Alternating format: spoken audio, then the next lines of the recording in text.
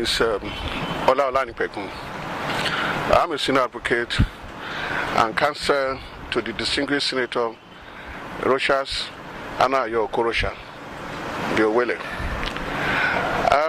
Well, with regards to the question you asked, the EFCC came with an application to amend their processes before the court. But unfortunately, because of the volume of this application, they could not serve us with the process until we got to court this morning.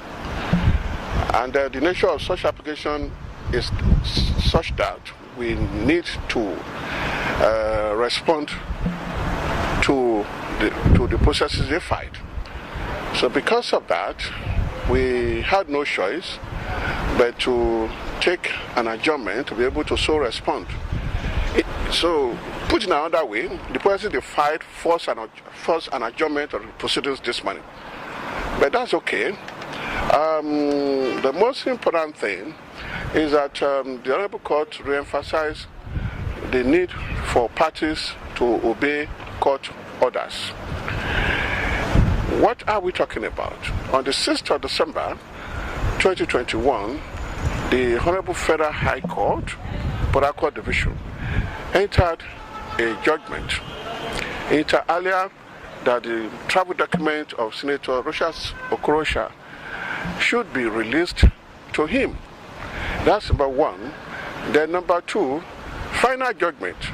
After deliberating on the facts and the circumstances of the case, the court arrived at a declaration that all investigation that was carried out by the EFCC were unlawful, carried out in an unlawful manner, contrary to constitutional provisions, and same were set aside based on our application.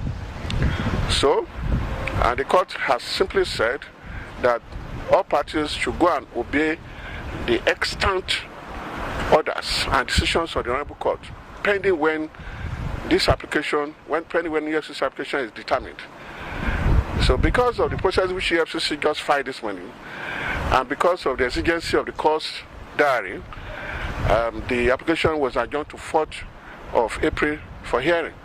So before that 4th of April, we are under a duty to have filed a response to all the processes that were put together and served on us by the FCC.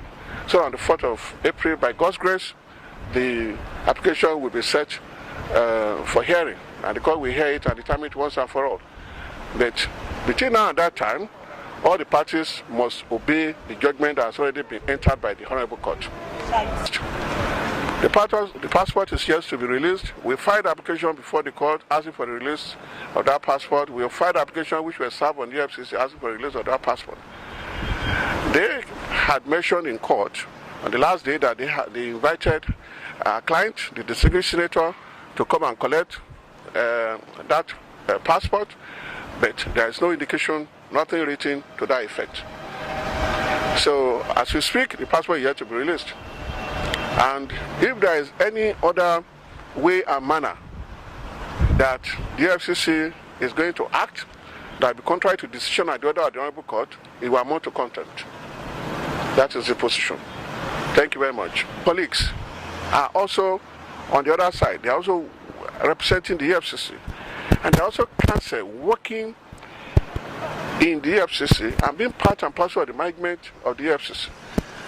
And the management of the EFCC, leadership of the EFCC, being very law-abiding citizens of this honorable country, and recognition of the fact that EFCC was set up pursuant to an act of the National Assembly, we know and we expect that they will obey the extant orders of court. After all, what is a society without rule of law? And what is rule of law without obedience to court orders? We all live in a society. If we want a society to remain civilized and not to degenerate to the Obesian state of anarchy, then court orders must be obeyed unconditionally. I can assure you they will obey the court orders. I can be very certain about that.